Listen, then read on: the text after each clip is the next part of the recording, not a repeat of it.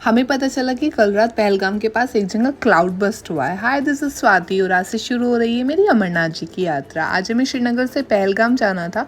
सुबह सबसे पहले हमने ब्रेकफास्ट किया, फिर ऑटो ली और सीधा रजिस्ट्रेशन सेंटर पहुंच गए। वहां से हमने अपने RFID कार्ड्स कलेक्ट किए।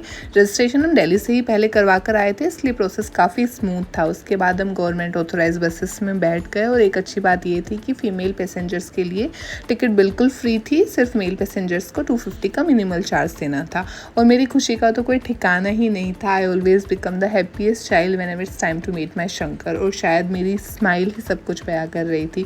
शंकर के जयकारों के साथ हमारी बस पहलगाम के लिए निकल पड़ी। हंसते गाते महादेव का नाम लेते, कश्मीर के खूबसूरत नज़ारे देखते सफ़र का पता ही नहीं चला। और फिर इन अंकल ने तो पूरा माहौल ही बना दिया। इन्होंने इतने प्यारे प्यारे भजन गाए कि सफ़र का मज़ा दोगुना हो गया। पहलगाम से लगभग 2 किलोमीटर पहले काफ़ी ट्रैफिक था, इसलिए हम बस से नीचे उतर गए और थोड़ी फ़ोटोज़ और वीडियोज़ भी ले ली। थोड़ी देर बाद हम ननवान बेस कैंप पहुंच गए। सिक्योरिटी चेक के बाद हम अपने होटल की तरफ जा ही रहे थे कि अचानक बहुत तेज़ बारिश शुरू हो गई, इसलिए कुछ देर शेल्टर में ही रुकना पड़ा।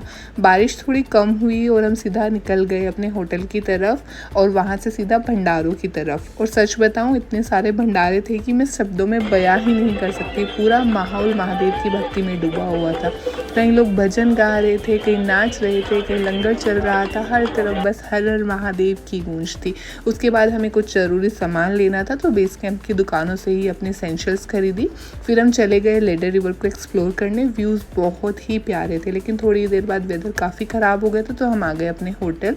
रात भर बारिश होती रही और फिर हमें पता चला कि पहलगाम के एक एरिया में क्लाउड बस्ट हुआ है। अब बस एक ही सवाल था, क्या कल अमरनाथ यात्रा शुरू होगी भी या नहीं? उसके जवाब मिलेगा आपको कल के व्लॉग में। Stay tuned.